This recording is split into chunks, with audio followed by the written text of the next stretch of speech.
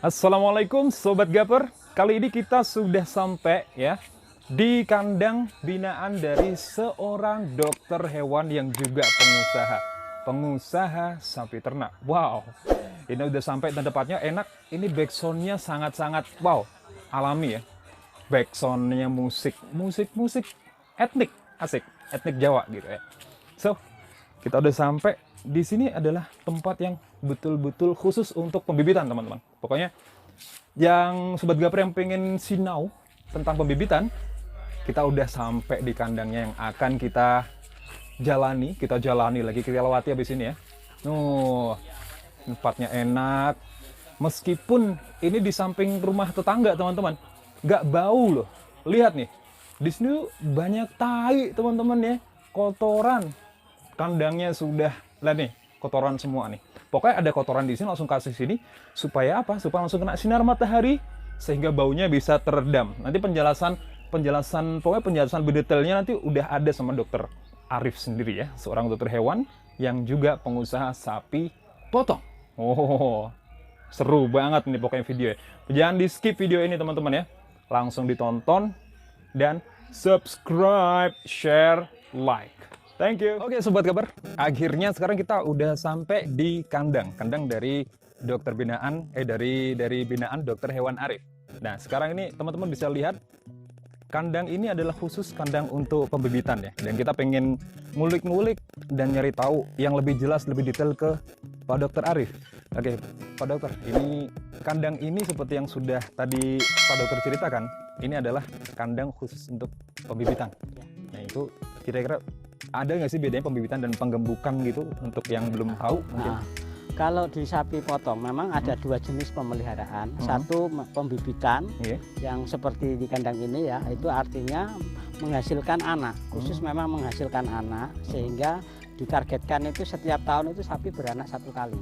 Oh, itu gitu. namanya pembibitan, menghasilkan anak sapi. Kalau yang satunya penggemukan itu beda lagi, sistemnya beda juga. Penggemukan adalah sapi yang dengan berat tertentu dipelihara selama 3 bulan dengan makanan konsentrat tambahan, diharapkan menghasilkan penambahan berat badan satu harinya itu 1 kilo sampai 2 kilo. Setelah 3 bulan baru dilakukan penjualan. Nah, keuntungannya dari selisih berat badan itu yang datang masuk dan yang panen, istilahnya gitu Pak. Namanya penggemukan. Penggemukan. Itu loh bedanya Sobat Gaper ya, untuk yang masih bingung. Jadi ini adalah kandang khusus ke pembibitan dan simple banget teman-teman kandangnya. Ini juga kandangnya sangat terbuka ya. Terbuka dan kita juga kayak gini jalan-jalan nih teman-teman, misalnya kita jalan-jalan di samping kita pas ini adalah tumpukan kotoran dari sapi yang baru buang air ya. Dan daripada numpuk langsung dipindahin di sini. Dan kayak gini tuh betul-betul nggak bau loh teman-teman ya. Kira-kira yang bikin nggak bau kayak gini apa sih Pak Dok? Karena memang ini sistemnya terbuka ya. Jadi setelah kotoran dihasilkan dari sapi ya, ada pemisahan. Jadi dipisahkan di sini. Tujuannya apa? Kena sinar matahari.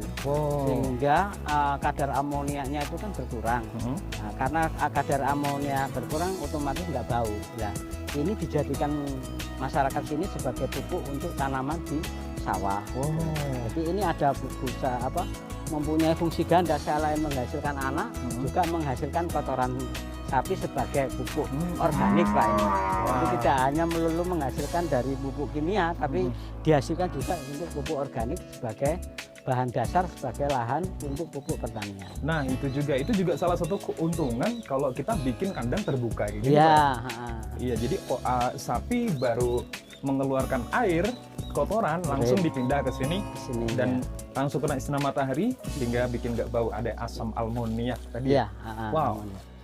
Dan ini keren sekali teman-teman. Bisa lihat ini pembibitan ya teman-teman, jangan salah.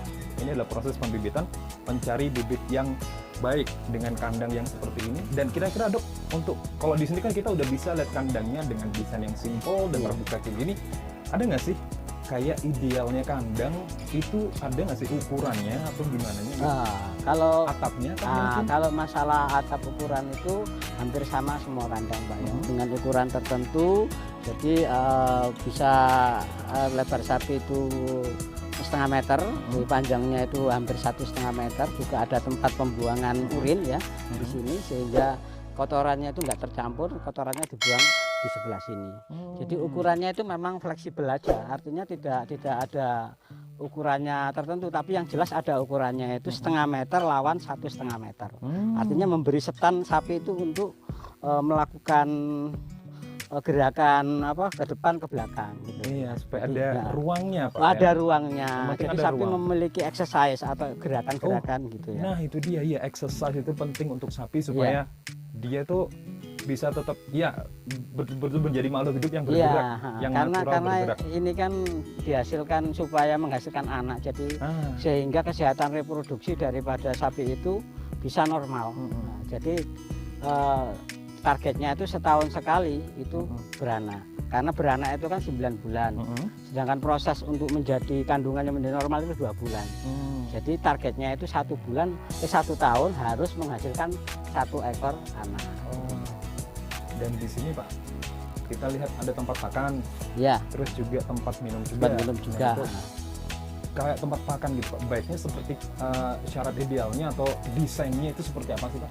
Ya, desainnya itu memang ada tempat pakan khusus ya, juga ada tempat minum khusus gitu ya. Jadi supaya tidak berebutan satu sama lain. Oh gitu iya. ya. Jadi ya sama, itu namanya yang disebut dengan palungan. Palungan.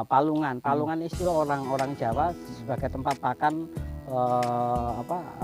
untuk makan sapi. Jadi ada yang juga dari semen, ada yang juga dari kayu, ya tergantung relatif biayanya untuk pembuatan kandang. Ya ini memang ini seminimal mungkin, karena pembiayaan kandang itu kan memang memakan banyak biaya ya. Tapi kita desain supaya biaya kandang itu bisa tertekan gitu. Oh gitu. Dan kalau ada nggak sih bedanya dari desain tempat pakan yang pakai kayu dan pakai semen seperti ini tuh? Mungkin ya kalau dengan tadi bilang ada dari segi modalnya mungkin kacek ya, jarak, tapi dari segi fungsi dan manfaatnya mungkin ada nggak sih bedanya Pak?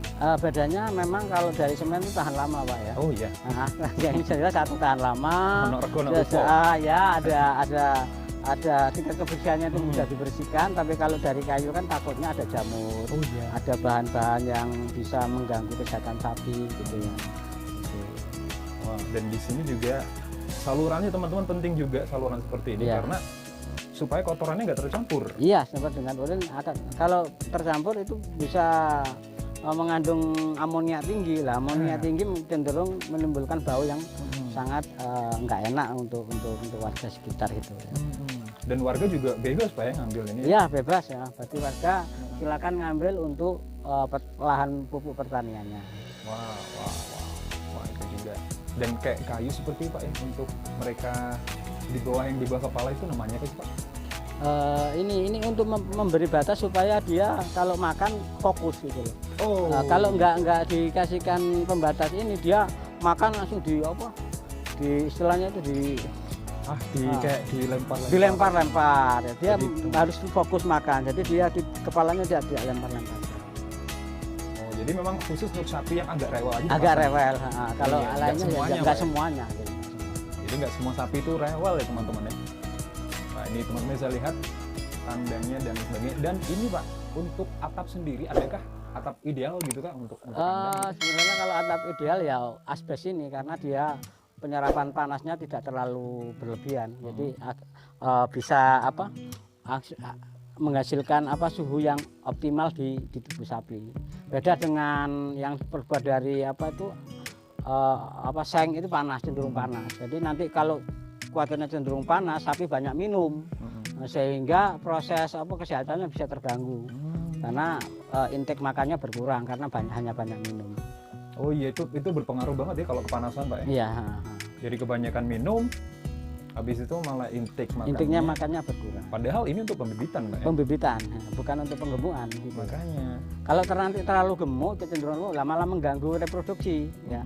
Jadi target untuk setahun menghasilkan 1 anak tidak tercapai. Dan ini juga perlu diperhatikan teman-teman, bagi teman-teman yang mungkin sebergaper yang pengen juga usaha budidaya sapi perah, usaha ternak sapi sapi potong ya. Yang penting mau beli sapi, kandangnya harus punya dulu ya nggak? Harus punya dulu. Jadi masa beli sapi terus ditaruh di teras rumah kan ya kaget tetangganya nanti gitu. Wah ini teman-teman contoh kandang binaan dari Pak Dokter. Wow. Sudah sangat lihat di samping-sampingnya ini kan juga nggak langsung rumah orang, Pak ya. Enggak. Jadi nggak langsung rumah orang gitu. Memang harus strategis dan harus pinter-pinter nyari lahan gitu. So, inilah pembahasan tentang kandang. Kita lanjut lagi ya di segmen selanjutnya.